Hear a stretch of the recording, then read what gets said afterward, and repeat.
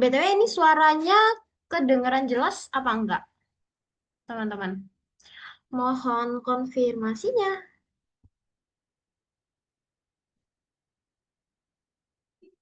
Halo? Halo, teman-teman? Oh, Kak, Kak, Oke, oke. Bentar, share.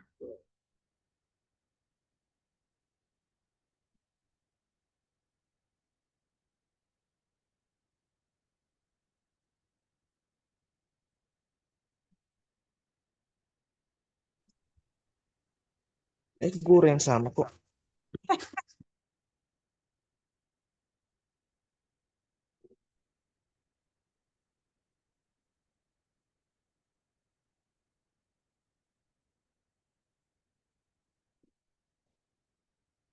Oke, jadi kita mulai ya. Kemarin kan kita udah bahas nih tentang apa kemarin Pancasila ya. Jadi kita hari ini bahas tentang pilar negara yang kedua yaitu apa? Undang-Undang Dasar 1945. Gitu. Jadi, jadi UUD 1945 itu biasanya ya teman-teman, itu tuh sering banget dia di soal itu dikaitkan sama apa yang namanya Pancasila. Oke, jadi nih, tapi eh, nggak semuanya ya, maksudnya nggak semuanya itu tuh nanti secara langsung gitu loh.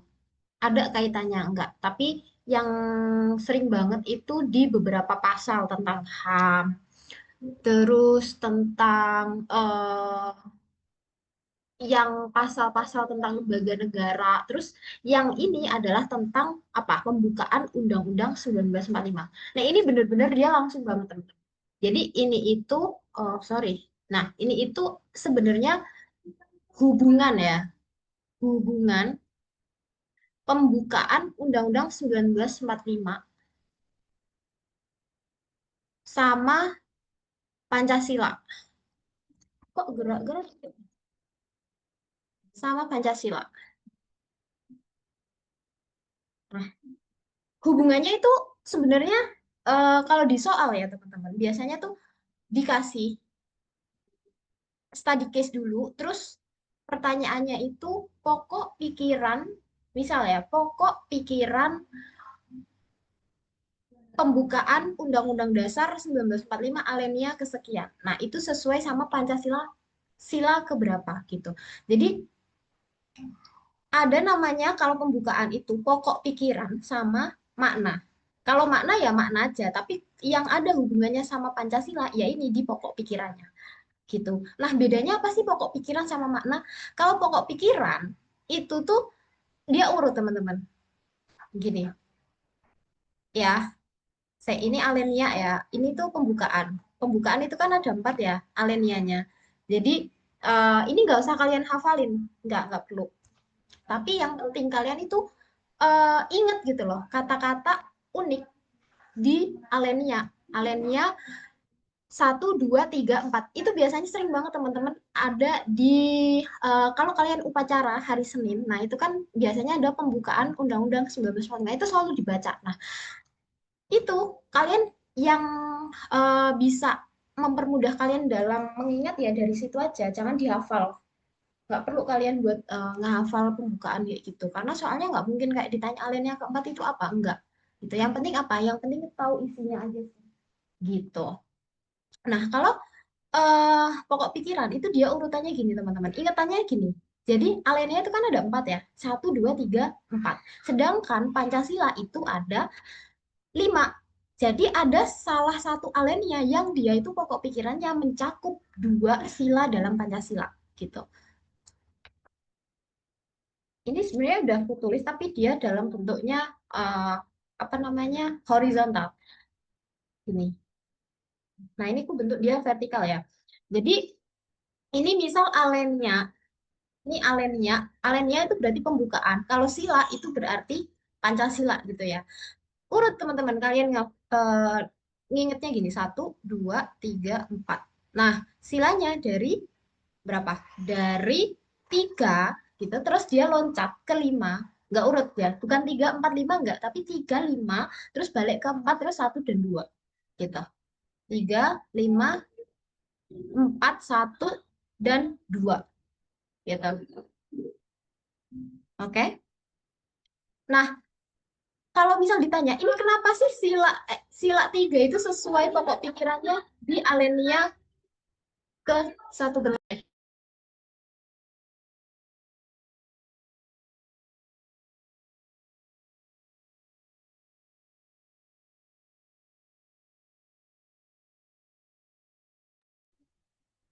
Nah, oke. Jadi kalian harus kalau mau memahami ya, memahami maknanya ini, ya kalian harus tahu. Astagfirullah.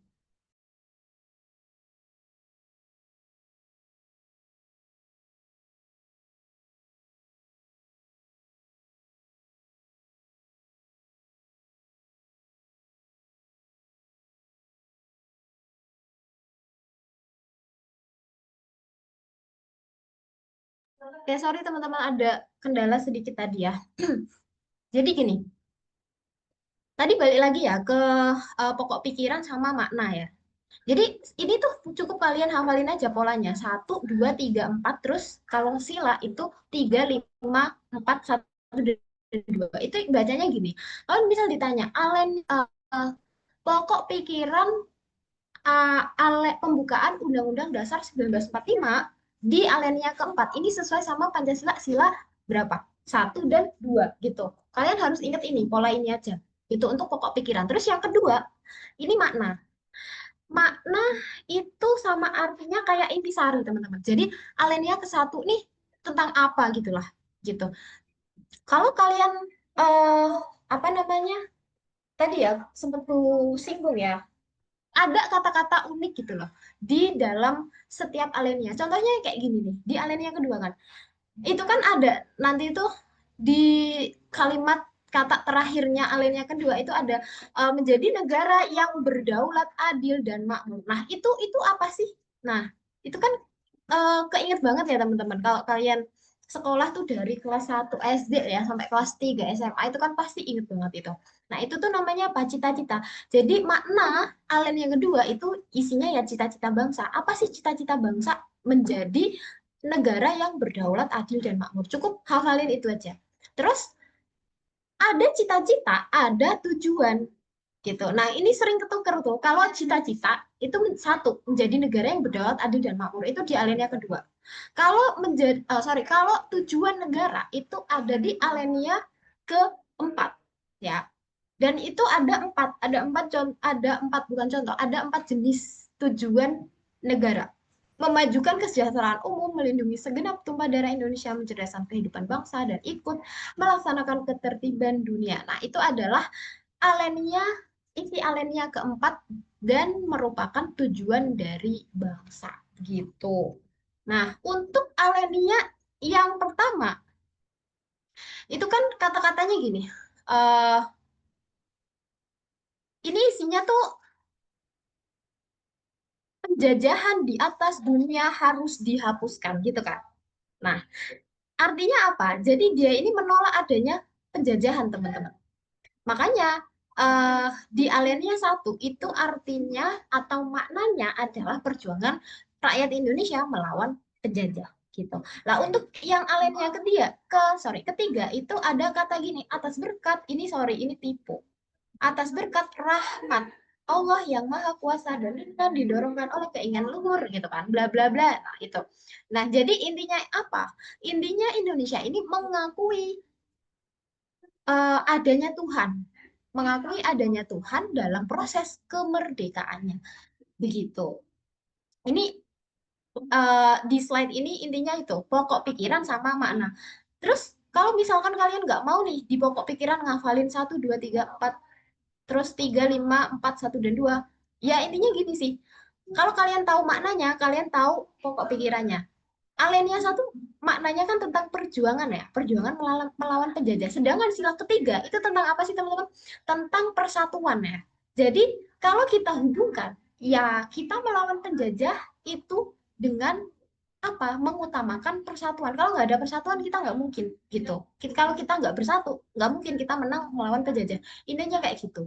Tapi kalau menurut kakak ya itu terlalu lama. Misal pertanyaannya biasanya sesimpel kayak pokok pikiran aliennya ke sekian ini sesuai sama sila Pancasila ke berapa kayak gitu. Jadi hafalin di pola ini aja. 1, 2, 3, 4. Kalau silanya 3, 5, 4, 1, dan 2. Begitu. Oke. Nah, terus ini adalah rangkuman dari halo, ini suaraku keputus-putuskah atau masih aman? Mohon konfirmasinya, teman-teman. Mantap. Oke, thank you. Eh,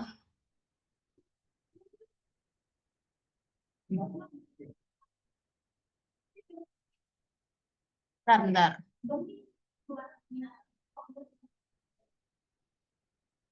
Oke, jadi ini kakak tulis ya, kakak cantumkan isi dari batang tubuhnya UUD 1945 setelah amandemen gitu. Jadi kalau kalian nyari nih isi UUD sekarang yaitu adalah setelah amandemen karena amandemen UUD 1945 itu sudah dilaksanakan per hari ini tanggal ini tahun ini itu sebanyak 4 kali di tahun 99, 2000, 2001, 2002. Jadi 4 tahun per tahunnya itu berturut-turut gitu dari tahun 99. Nah, ini UUD akhirnya setelah amandemen. Amandemen itu apa sih? Jadi amandemen itu, wah nge nge-freeze slide-nya. Bentar, bentar. Jadi intinya gini teman-teman, amandemen itu adalah revisi. Revisi itu ya bisa diganti, bisa ditambah, bisa dikurangi. Jadi ada beberapa memang yang dulunya ini nggak sesuai gitu sama yang sekarang. Contohnya adalah apa? Presiden, masa jabatan presiden di zaman sebelum Pak Soeharto lengser di tahun 98, kerusuhan tahun 98. Kalian belum ada, bahkan aku pun belum ada pada saat itu. Jadi sebelumnya pas masa Soekarno, Soeharto itu eh, presiden itu seumur hidup begitu. Nah, setelah adanya revisi, UUD menjelaskan bahwa masa jabatan presiden itu adalah 5 tahun dan dapat dipilih kembali begitu. Ah, nih bisa nih dia. Oke. Nah, ini intinya teman-teman. Sebenarnya kakak tidak merekomendasikan kalian untuk menghafal UUD, enggak. Tapi yang penting adalah kalian tuh pahami atau ingat. Ya tetap hafalan sih, tapi bukan ya inti-intinya aja. Kayak misalnya di pasal 1 itu kan bentuk negara NKRI, kedaulatan di tangan rakyat sama Indonesia itu negara hukum. Wes, ya gitu. Jadi intinya ini adalah di pasal 1 adalah bentuk dan kedaulatan negara. Begitu. Ya udah sama kayak pasal 2 pasal 3 ini pasal nih. P itu pasal. A itu ayat gitu. Pasal 2 ayat 1, 2, 3 ayat ini tentang anggota MPR, terus sidangnya ini berapa kali, terus putusan MPR ini ditetapkannya itu secara apa, kayak gitu. Intinya itu kenapa aku merekomendasikan kalian untuk memahami isinya, karena di dalam soal itu nggak bakal ada pertanyaan apa isi dari UUD. Enggak, tapi kenyataannya itu soal sekarang lebih ke UUD ini untuk dijelasin gitu. Pasal 28 ayat segini itu tentang bla bla bla bla di soal itu dijelaskan gitu. Tapi apa implementasinya ke dalam kehidupan sekarang kayak gitu loh. Gitu. Jadi tapi ada juga soal yang semoga kalian nggak dapet ya soal yang kayak gini yang nggak dijelaskan isi pasalnya gitu. Kalau misal ketemu sama soal yang kayak gitu dan kalian nggak paham isinya itu kan sayang banget gitu. Itu sih teman-teman. Nah, yang aku tekankan di sini itu adalah kalau yang di pasal-pasal di 1, 2, 3 ini masih tentang ya bentuk-bentuk negara lah gitu. Nah, terus yang di sini ini tentang apa? Yang di bab 3 itu tentang pemerintahan negara. Jadi dia udah mulai merambah ke presiden gitu. Presiden itu gimana? Presiden itu ngapain aja? Presiden boleh mengajukan RUU itu di pasal 5 ayat 1. Nah, ini semua teman-teman sudah kakak rangkum di sini. Jadi presiden itu ini semuanya ada di pasal di sini nih. Contohnya dia di sini mengangkat duta dan konsul. Ini ada nih. Mana presiden?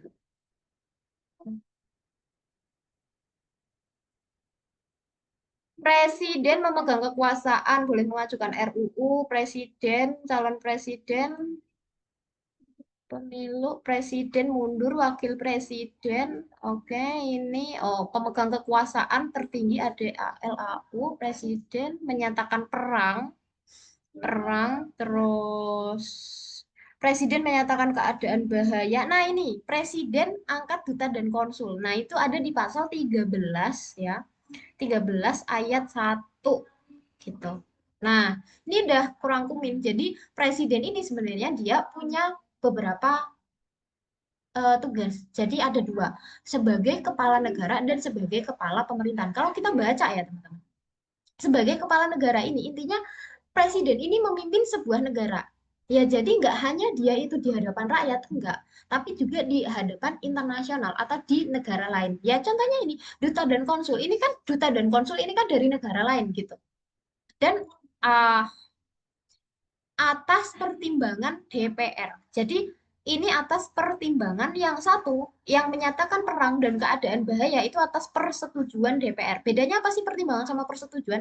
Kalau pertimbangan, pertimbangan itu kayak konsultasi aja. Misal DPR bilang, nggak usahlah ngangkat duta dari negara A gitu. Dan presidennya pengen, presidennya menganggap itu penting. Ya nggak masalah, di ACC aja tetap digunakan yang keputusannya presiden karena hanya meminta pertimbangan gitu. Tapi beda kalau persetujuan. Kalau misal menyatakan perang dengan negara sebelah misal Malaysia gitu. Kita mau perang nih DPR gitu. Terus DPR-nya bilang, "Oh, jangan, nggak baik," misal kayak gitu karena pertimbangannya ekonomi dan lain sebagainya ternyata nggak boleh sama DPR. Lah, itu jadinya ya kita nggak jadi perang gitu. Presiden nggak boleh menyatakan perang itu karena nggak dapat persetujuan. Tapi beda kalau pertimbangan. Pertimbangan itu presidennya bilang ya, DPR-nya bilang tidak, ataupun dia tidak masalah. Hanya sebagai apa ya, rekomendasi aja kayak gitu. Nah, terus nih memberi grasi dan rehabilitasi. Nah, ini kan makanya aku bilang ya, dia itu kalau sebagai kepala negara itu bukan dia hanya di hadapan rakyat Indonesia doang, tapi di hadapan internasional juga gitu. Nah, kalau grasi dan rehabilitasi, terus amnesti, abolisi ini kaitannya sama rakyat sendiri gitu. Rakyat sendiri. Terus kalau yang ini itu berkaitan sama eh, internasional gitu. Nah, terus sedangkan sebagai kepala pemerintahan itu ya dia berkaitan sama gimana caranya menjalankan pemerintahan. Ya undang-undangnya, terus berkaitan sama lembaga negaranya gitu. Lembaga negara kan ada tiga ya teman-teman. Lembaga negara itu ada tiga ya. Eksekutif ya kan, yudi, sama legis. Jadi kalau ekse itu presiden, dia pemegang kekuasaan eksek yang melaksanakan pemerintahan, presiden, menteri, wakilnya gitu. Kalau yudikatif ini tentang peradilan. Peradilan ini ada MA sama MK. Nanti aku jelasin ya bedanya MA sama MK, terus ada KY juga. Nah, terus yang ketiga itu eh, tentang perundang-undangan. Legislatif itu ada isinya DPR sama MPR, ada DPD. Jadi ini yang berkaitan sama pembuatan undang-undang, intinya begitu.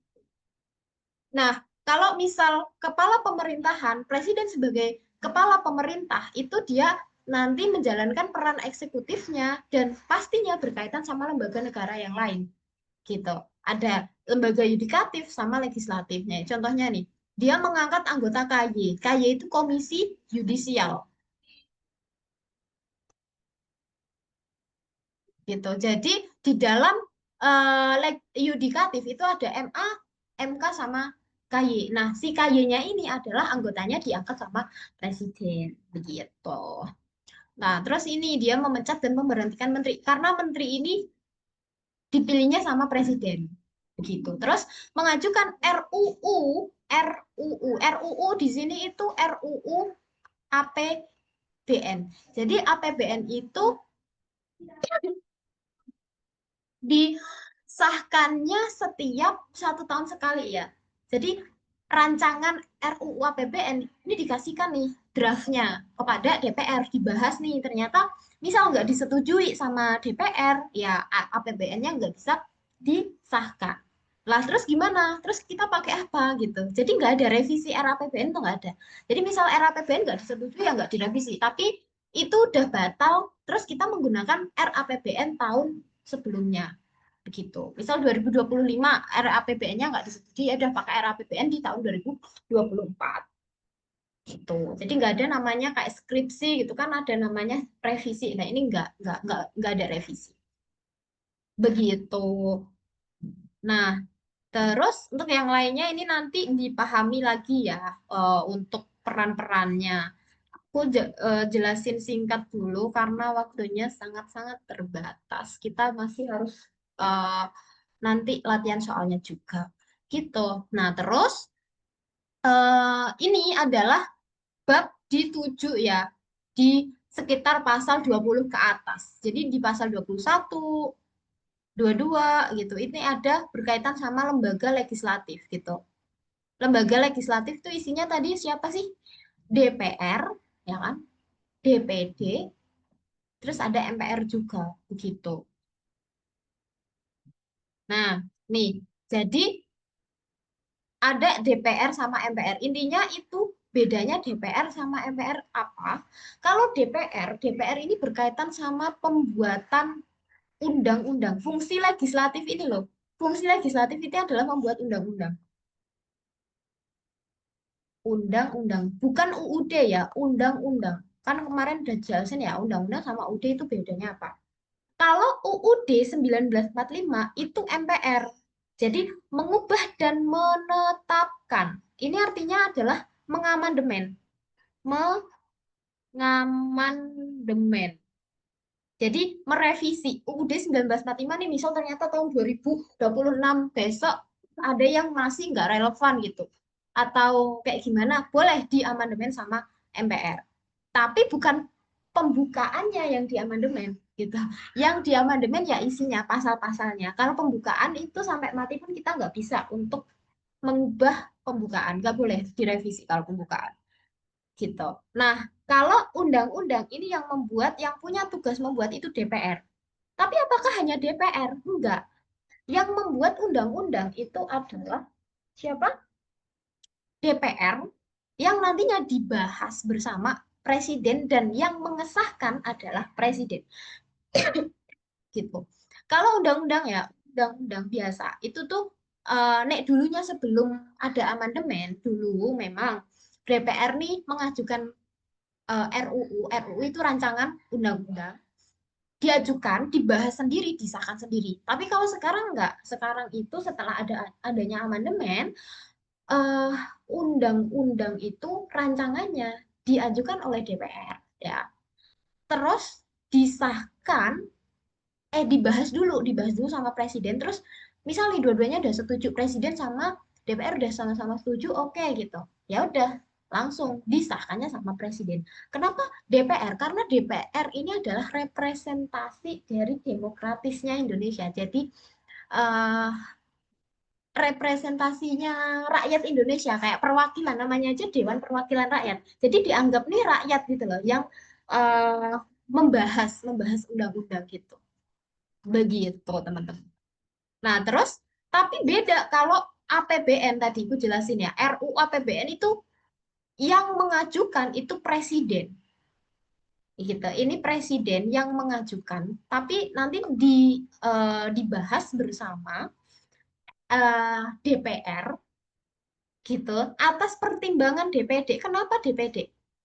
Dewan Perwakilan Daerah. Jadi DPD ini yang dia nih nanti kayak misal nih, ini kan kita bahas tentang RUU APBN ya. Jadi keuangan untuk tahun ini di misal daerah Papua, ini tuh kondisi seperti kondisi di daerah Papua ini seperti ini Pak sekarang. Misal untuk biaya transportasi pembuatan pelayanan publik dan lain sebagainya itu butuh dana yang sekian sekian sekian. Itu yang tahu kan DPD gitu. DPR di pusat RI yang nggak tahu gitu. Makanya dia butuh pertimbangan dari DPD gitu untuk menyusun RUU APBN gitu. Sampai di sini ada pertanyaan nggak sebelum kita bahas ke lembaga ke lembaga yudikatifnya gitu. Masih aman teman-teman? Halo.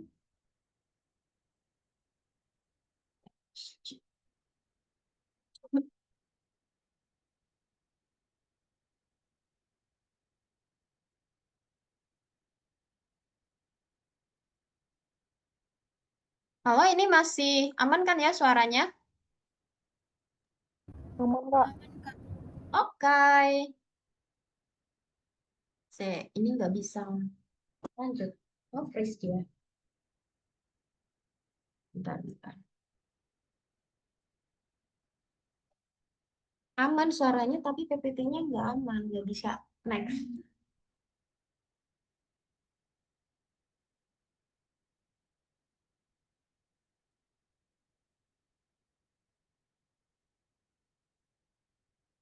Hmm,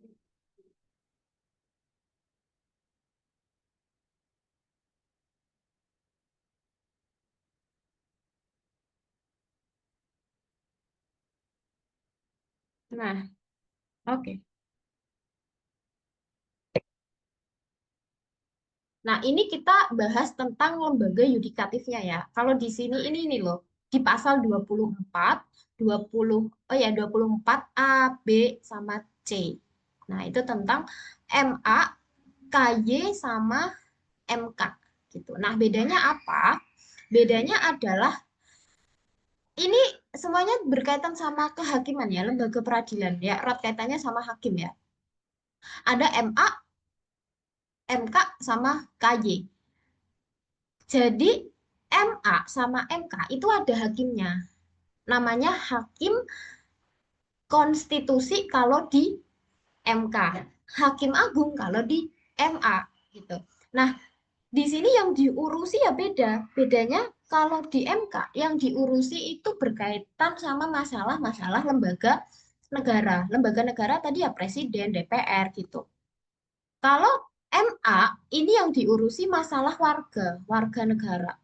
Kalau misal ada kayak pencurian, pembunuhan, ya hukum-hukum perdana hukum-hukum pidana, hukum-hukum perdata tentang perebutan warisan dan lain sebagainya ini nanti di tingkat akhirnya itu dia ada di MA, Mahkamah Agung. Tapi kalau misal MK ini adalah lembaga kehakiman yang dia itu memutuskan. Kalau misal teman-teman gini, presiden sama DPR ini bermasalah. Dia ada masalah gitulah. Misal DPR menganggap bahwa presiden ini tidak bisa menjalankan kewajibannya. Dia DPR ini merasa si presiden ini eh, menyelewengkan kekuasaannya. Nah, si DPR ini mengajukan ada tiga hak yang dimiliki DPR. Namanya hak angket, hak interpelasi sama hak menyatakan pendapat. Intinya apa? Melakukan penyelidikan. Hak angket itu, nah presiden benar nggak ya menjalankan tugasnya. Jadi diselidiki nih sama DPR. Gitu. Terus ada lagi namanya hak interpelasi. Hak interpelasi itu namanya interpelasi, interview. Jadi kayak di interview gitu, ditanya-tanyai. Kayak di sidang lah gitu sama si DPR, tapi bukan sidang di lembaga kehakiman ya, bukan. Jadi kayak ditanya-tanyai aja gitu. Nah, kalau sudah dilakukan penyelidikan, dilakukan interview gitu, terus ada namanya lagi hak yang ketiga punyanya DPR, hak menyatakan pendapat. Jadi, oh pendapatnya si DPR, namanya aja pendapat. Jadi dia itu ya nggak yang bisa memutuskan. Dia hanya berpendapat kalau presiden ini benar dia melakukan penyelewengan kekuasaan. Jadi kita harus menurunkan DPR nih. Nah ini kan intinya DPR sama presiden lagi bermasalah ya. Nah ini itu yang memutuskan benar enggaknya permasalahan ini adalah MK teman-teman.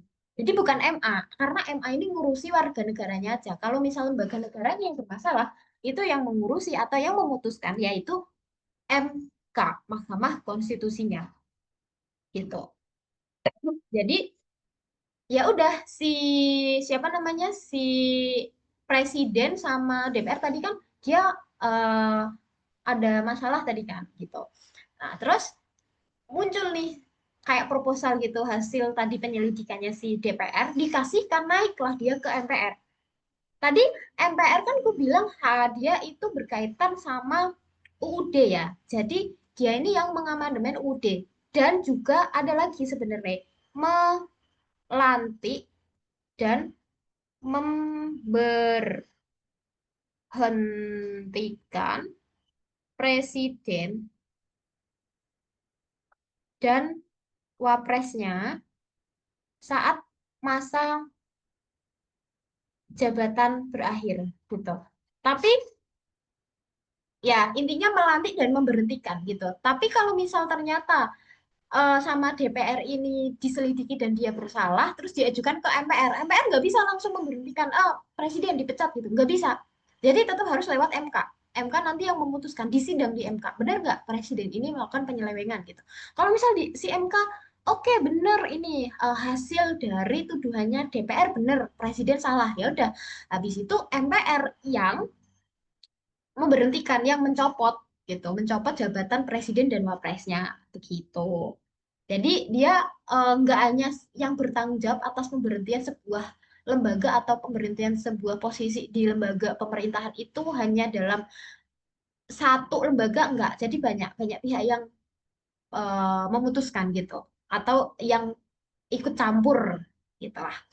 Nah, terus oke ya, jadi MA sama MK udah jelas perbandingannya apa yang diurusi. Nah, ada lagi teman-teman. Ini menguji undang-undang di bawah undang-undang terhadap undang-undang. Apa ini maksudnya? Jadi undang-undang di bawah undang-undang artinya ini kebijakan atau peraturan. Ah, peraturan di bawahnya undang-undang. Jadi di bawahnya undang-undang itu kan ada namanya perda, ada perpres. Nah, itu diuji terhadap undang-undang oleh MA. Sedangkan kalau MK, undang-undang di sini, undang-undang yang diuji sama MA tadi yang jadi patokannya si MA itu undang-undangnya diuji sama MK terhadap UUD 1945.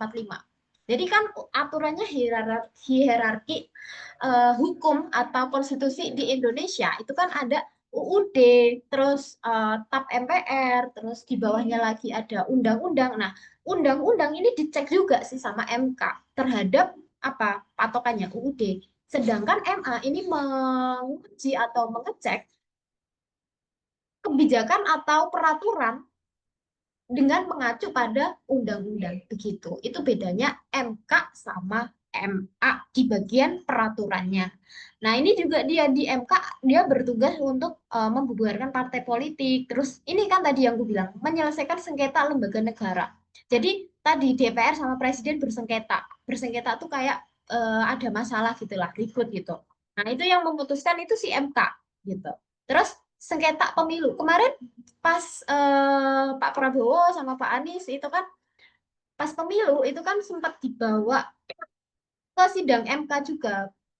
Katanya terindikasi adanya kecurangan pemilunya gitu. Nah, yang memutuskan itu MK. Benar apa enggak atas tuduhan tersebut. Terus dulunya pas zamannya Pak Jokowi sama Pak Prabowo juga. Pak Prabowo membawa masalah pemilu ke dalam sidangnya MK begitu atas Pak Jokowi. Gitu, teman-teman. Nah, terus yang ketiga itu adalah KY ya. KY itu Komisi Yudisial. Jadi dia ini yang apa namanya? Yang membuat kode etik menjaga kehormatan hakim ini loh. Jadi kode etik. Jadi dia yang mengatur kode etik hakim. Ya hakim MA sama hakim MK gitu. Gitu. Maksudnya apa? Maksudnya kalau misal hakim-hakim di MA sama MK ini dia nggak benar tugasnya, nah yang memberikan rekomendasi hukuman, misal di SP atau dikasih peringatan atau di apapun itu selain hukuman, selain pemecatan atau pencopotan. pencopotan hakim. Itu yang memberikan itu KY. Tapi kalau misal pencopotan hakim atau pemecatan hakim itu yang memberi keputusan itu bukan KY ya. Ada namanya MKH, Mahkamah Kehormatan Hakim.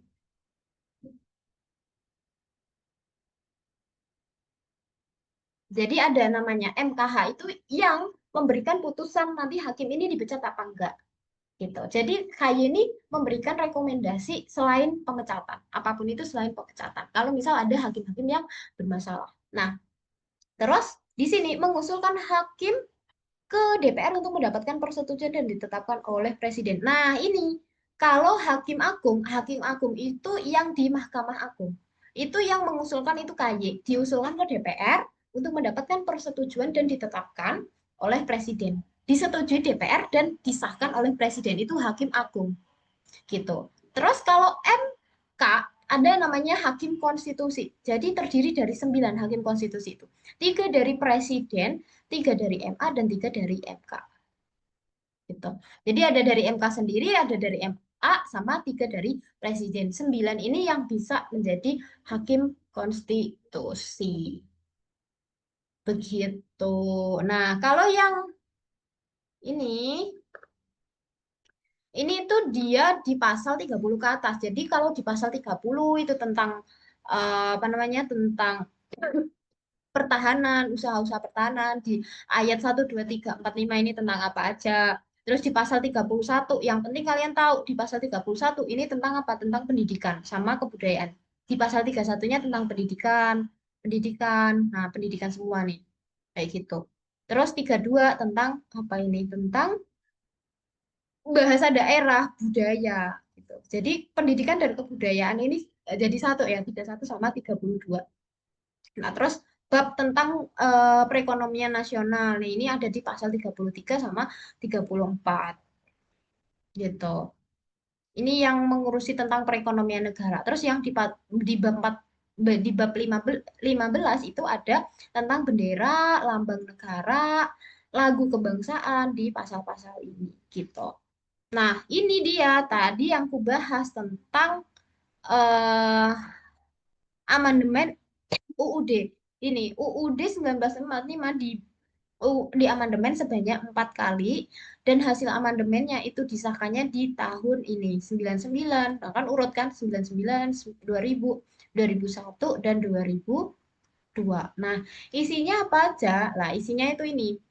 Amandemen yang pertama itu tentang pembatasan kekuasaan presiden. Jadi yang aku jelaskan tadi ya, dia yang awalnya itu masanya sebelum ada penurunan Presiden Soeharto itu bahkan Soeharto itu dia sebenarnya kalau nggak ada masalah ya itu beliau-beliau ini akan menjabat sampai seumur hidup gitu.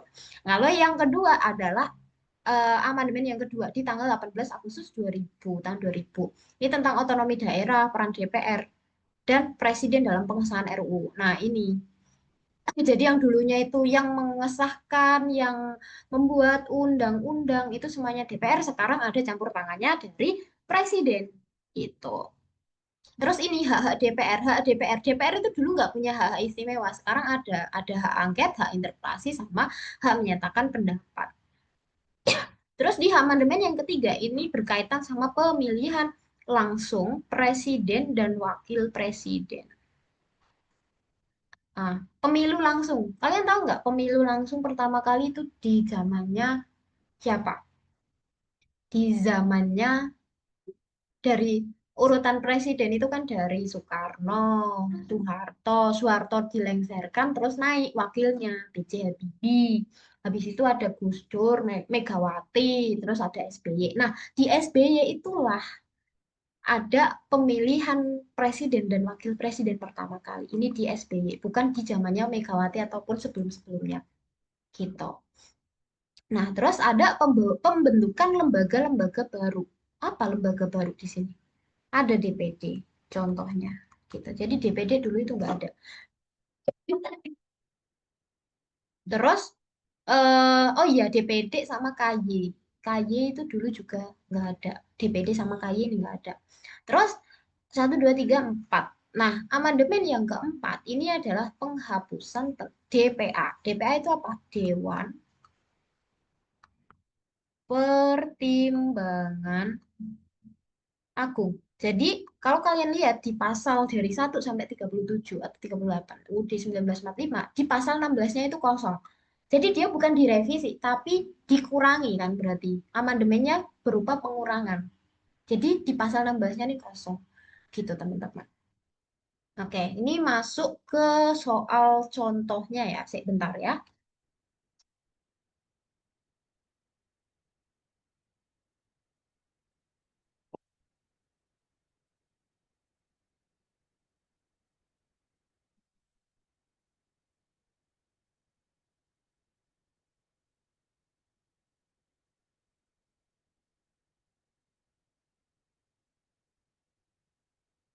Oke, ini nggak bisa dianalogi. Di next. Nah, ini contoh soalnya ya teman-teman. Di pasal 28G ayat 2 menjamin hak atas rasa aman dan penyiksaan atau perlakuan yang merendahkan martabat. Nah, ini kan dia pasal 28G-nya ini diketahui ya, dia tentang hak hak rasa aman dan penyiksaan atas atau perlakuan yang merendahkan martabat. Kalau kita cek di pasal 28-nya, nah ini kan benar. Hak bebas penyiksaan. Nah, ini. Jadi benar di pasal 28 itu tentang itu. Jadi makanya nggak perlu dihafalkan eh, sampai ke titik-titik gitu tentang pasal-pasal isi pasal dari UD-nya. Karena pasti di soal itu udah ada isinya. Tapi yang menjadi masalah itu gimana caranya mengimplementasikan untuk study case atau masalah-masalah yang berkaitan sama UD yang tersebut gitu. Coba, jika seorang tahanan mengalami kekerasan fisik oleh oknum polisi, manakah penyebab utama yang paling mungkin melanggar pasal ini? Gitu. Jadi harusnya itu kan setiap warga negara ini nih bebas dari penyiksaan, tapi kenyataannya tahanan ini malah dilakukan penyiksaan gitu loh. Nah, ini kan berarti pelanggaran gitu. Oke, paham ya pertanyaannya. Terus apa yang menyebabkan pelanggaran itu? Kayak gitu itu pertanyaannya itu intinya. Jadi kita baca poin A, B, C, D, E. Kurangnya pelatihan aparat dalam menangani tahanan. Oke, masih oke ya. Jadi dia melakukan kekerasan ini ya salahnya sih aparat ini. Dia nggak apa ya, mungkin kurang dikasih pelatihan atau edukasi berkaitan sama gimana nangani tahanan. Tuh. Terus yang B, tidak adanya hukuman bagi tahanan yang melawan petugas. Jadi ya karena hukuman nggak ada hukuman untuk melawan petugas. Yang ini nggak mungkin ya, nggak boleh gitu. Maksudnya kalau misal terjadi seperti itu, ada UUD mengatur tentang bagi bagi tahanan yang melawan petugas kepolisian atau intinya kan warga yang melawan petugas terus dihukum. Ya enggak. Ini negatif ya. Yang C, kebijakan negara mengizinkan kekerasan. Negara mengizinkan kekerasan. Ya enggak mungkin. Nggak boleh ya, karena kita negara HAM gitu. Kita menjunjung tinggi HAM, nggak boleh ada kekerasan gitu. Yang D, sikap tahanan yang memprovokasi petugas. Sikap tahanan yang memprovokasi petugas. Masih oke ya, mungkin tugasnya itu, sorry, alasannya itu mungkin ya, bisa aja. Jadi kalau yang A ini dilihat dari yang salah itu aparatnya karena kurangnya pelatihan. Kalau yang D ini yang disalahkan adalah si tahanannya gitu. Itu poin yang membedakan antara A sama D. Terus yang E, kepadatan fasilitas tahanan yang memicu frustasi petugas. Kepadatan fasilitas tahanan. Enggak ini. Jadi frustasi petugas enggak. Jadi antara yang A sama yang D itu kira-kira yang mana yang mungkin aja menimbulkan pelanggaran. Jadi jawabannya yang ini teman-teman.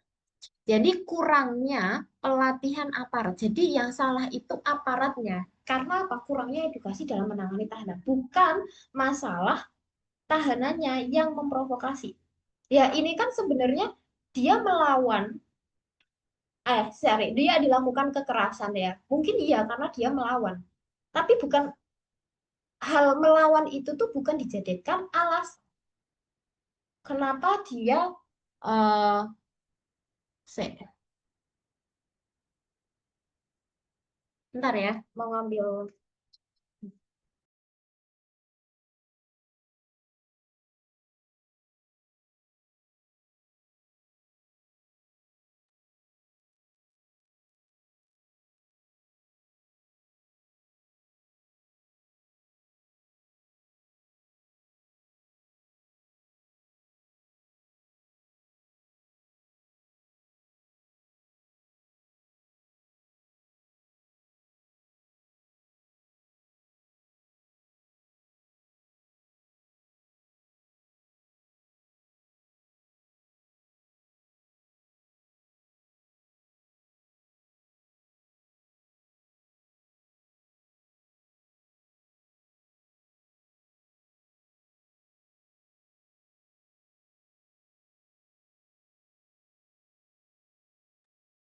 Oke, itu ya teman-teman. Jadi bukan karena sikap tahanannya yang disalahkan karena memprovokasi petugas.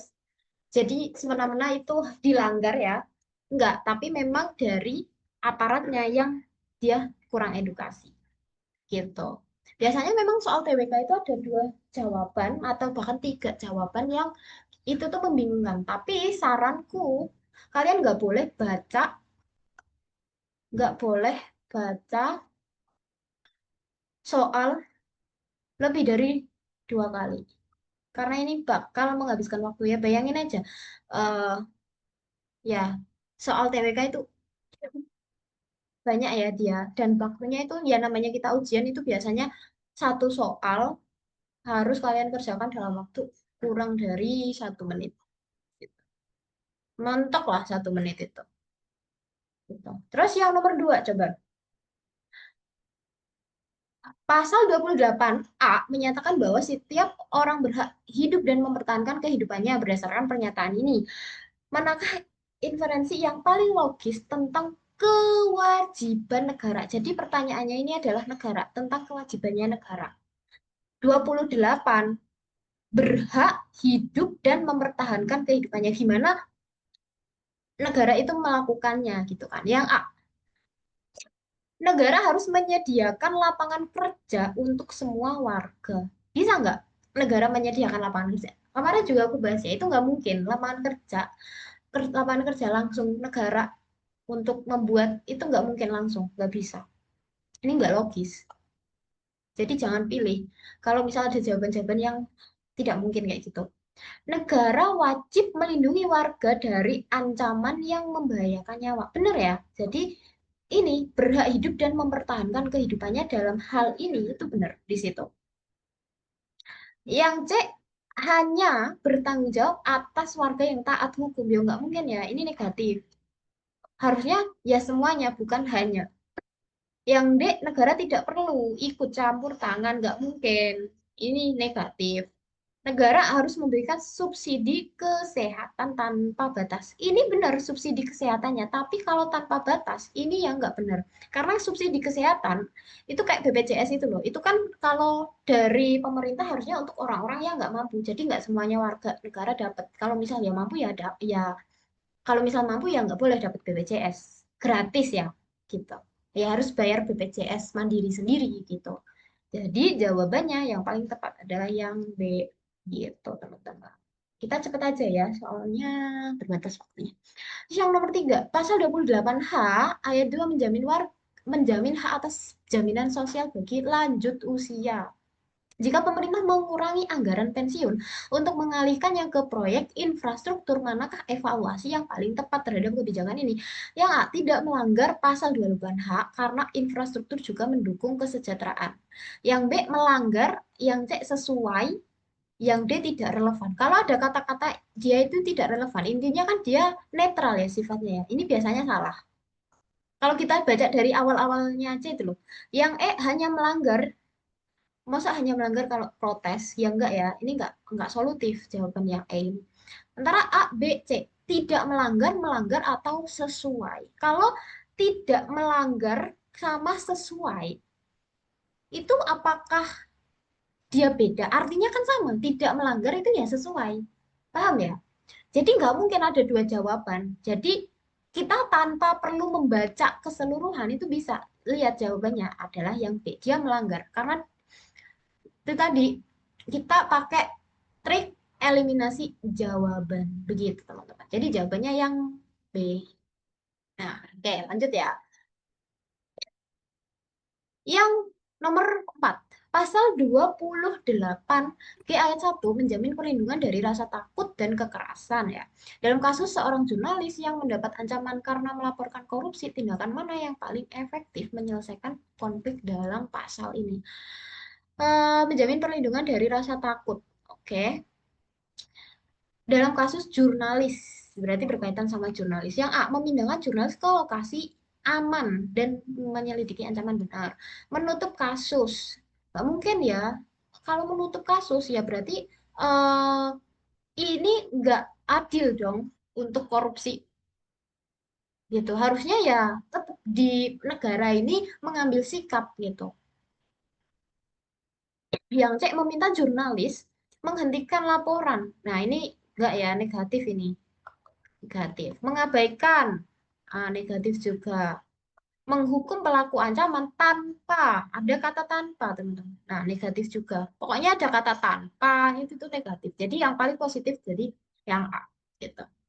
Yang nomor 5, dalam implementasi pasal 28 I ayat 4 UUD 1945 tentang tanggung jawab negara dalam perlindungan, kemajuan, penegakan, dan pemenuhan HAM, pendekatan yang paling komprehensif adalah, oke, pendekatan paling komprehensif, paling lengkap gitu. Negara wajib fokus pada perlindungan HAM melalui pembentukan peraturan undang-undang yang komprehensif. Oke, masih positif. Yang B, pemenuhan HAM menjadi prioritas utama, tapi dibandingkan dengan perlindungan, pemajuan, dan penegakan. Enggak, ini itu harusnya sama rata. Jangan, dia menjadi berat sebelah kalau kayak gitu. Yang C, negara harus mengutamakan penegakan HAM melalui institusi hukum dan peradilan. Oke, masih positif. D, pemajuan HAM cukup dilakukan melalui sosialisasi tanpa ada kata tanpa, ini pasti negatif. Yang E, E,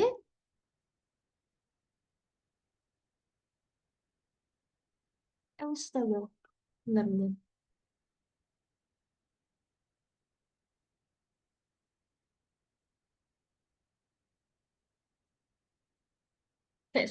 Bentar guys, go stop.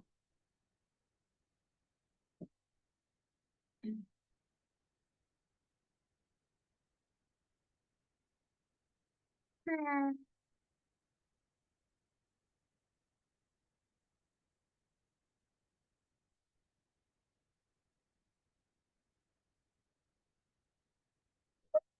Yang negara wajib benar. Negara wajib mengintegrasikan keempat dimensi perlindungan ke pemajuan penegakan pemenuhan dalam kebijakan HAM yang holistik. Jadi menyeluruh ini. Jadi antara ini ya, antara A sama C, A, C sama gitu. Ini yang paling jawaban paling menyeluruh, paling lengkap itu apa gitu. Yang ini pembentukan peraturan. Jadi ini itu berkaitan sama peraturan doang, peraturan aja, melalui peraturan aja.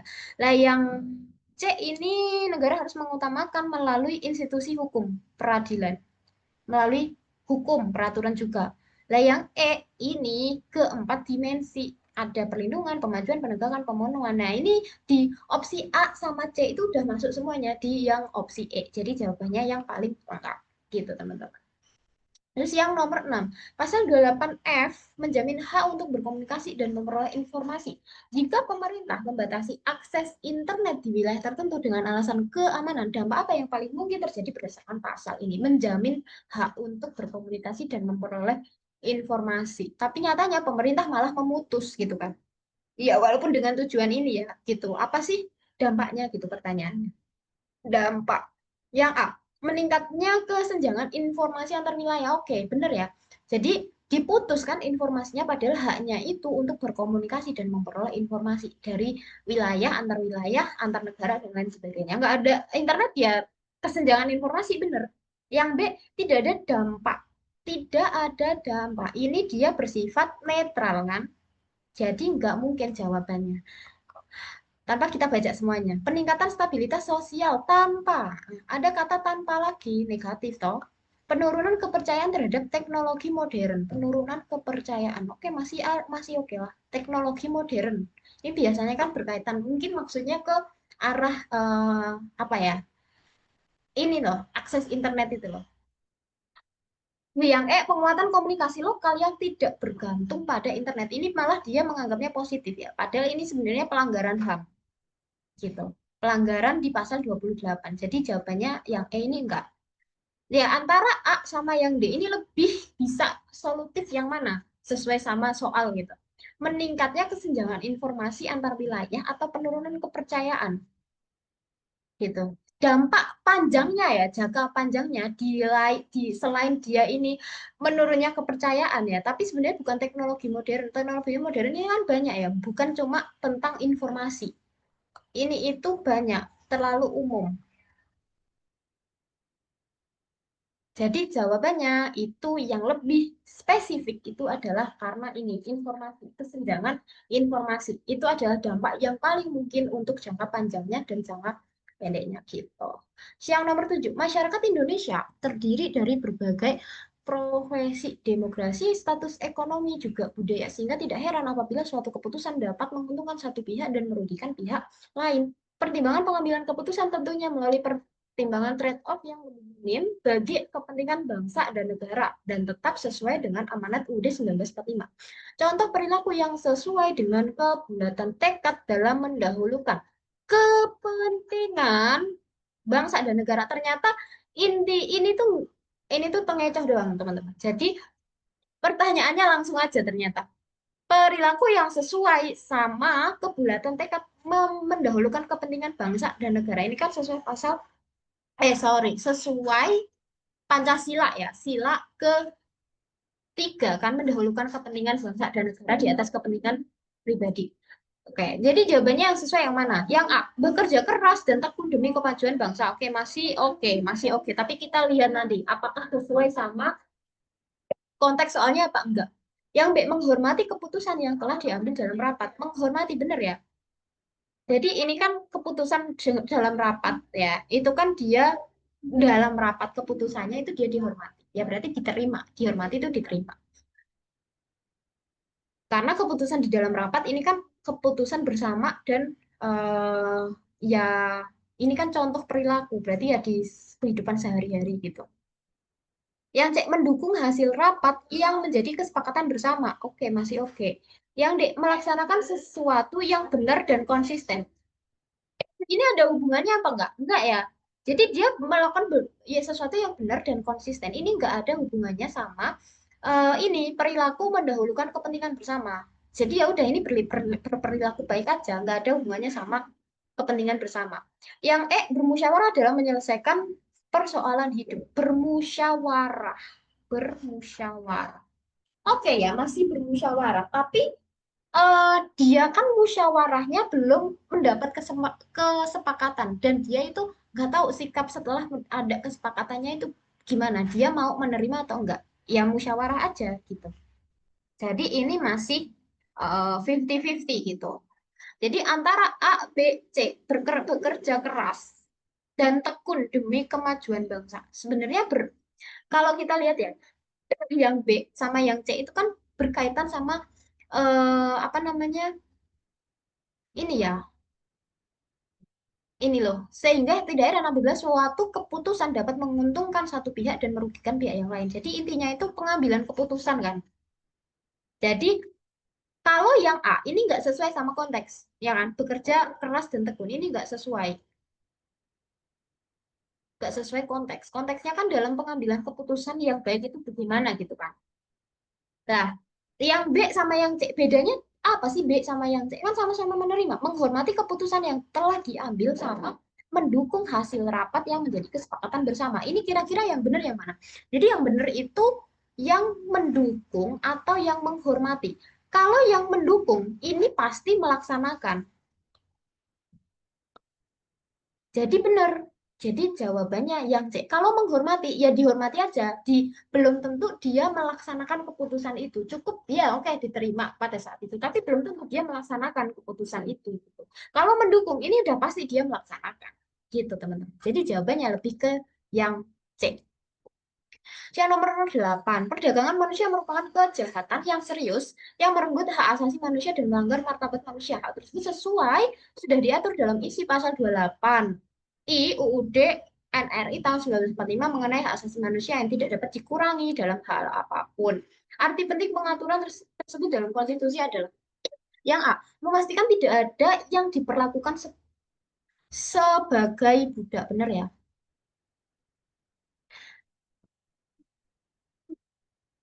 Ini kan merenggut hak asasi manusia, melanggar martabat. Pasal 28I. 28I. 28I. Coba kita lihat 28I itu tentang apa? Hak untuk tidak dapat disiksa. Ini ya 28I ya. Ini. Nih 28I. Hak bebas diskriminasi. Oke.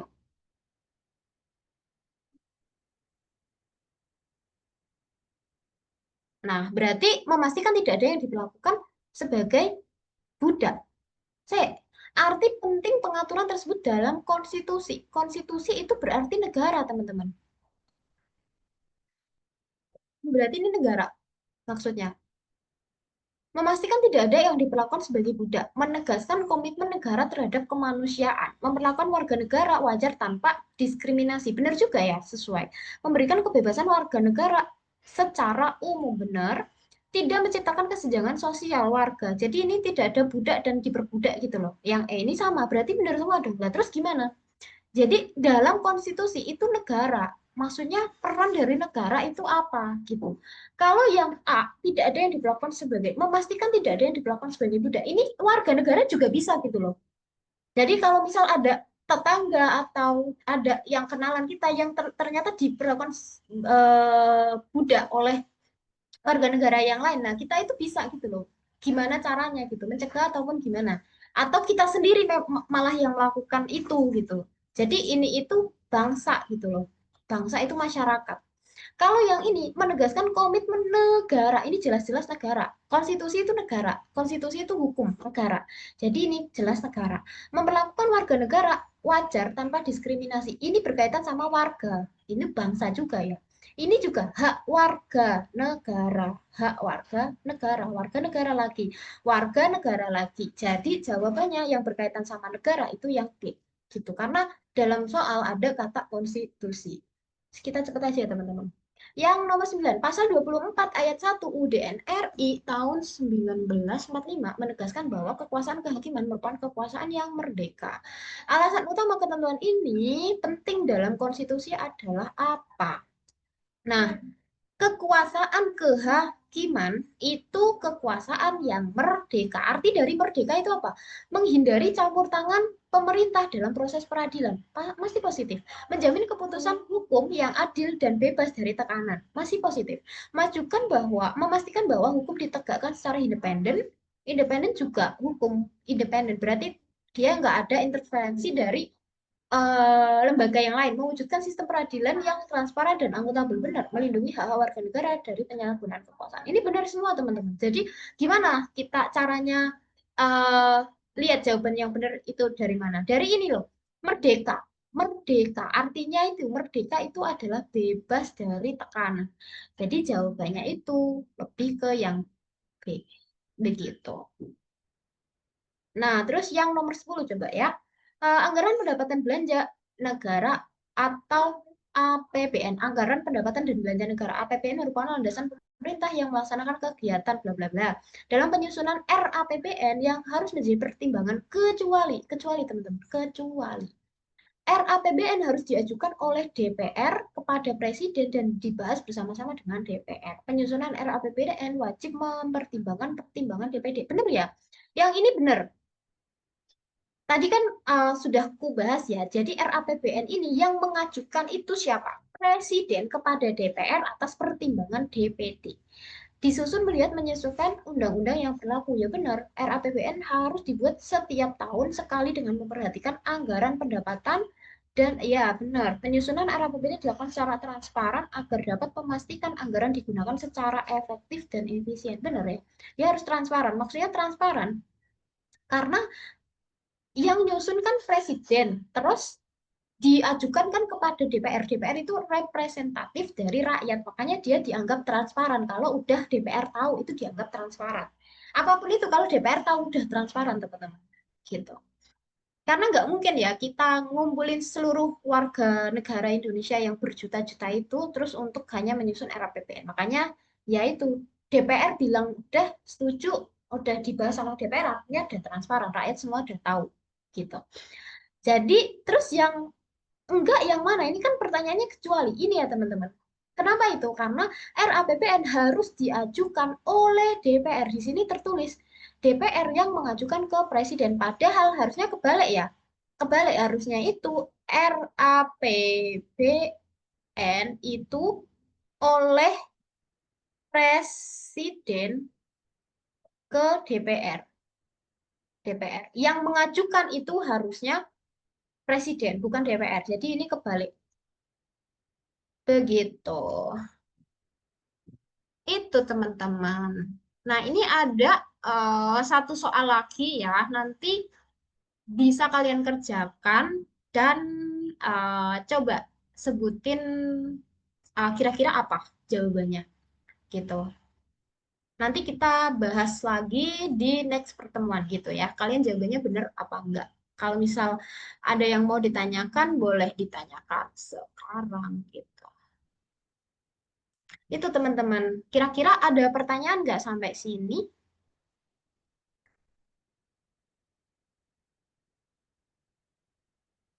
Halo teman-teman, apakah Mana Bu? masih Nggak ada, Kak.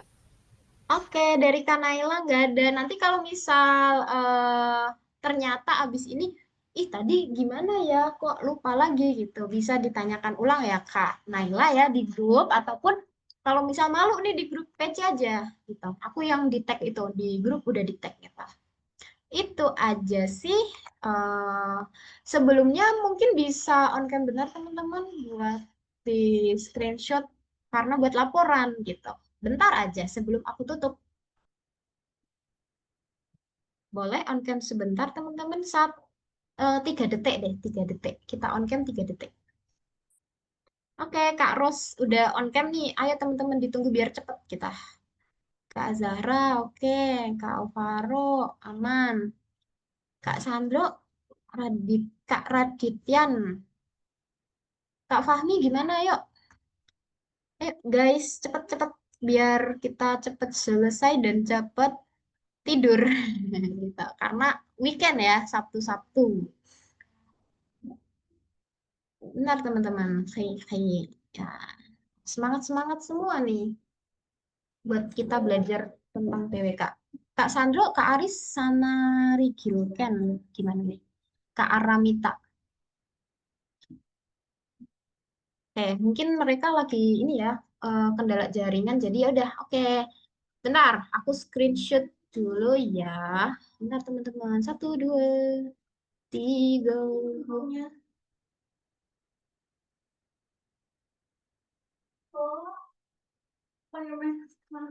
Hmm. Oke, wait.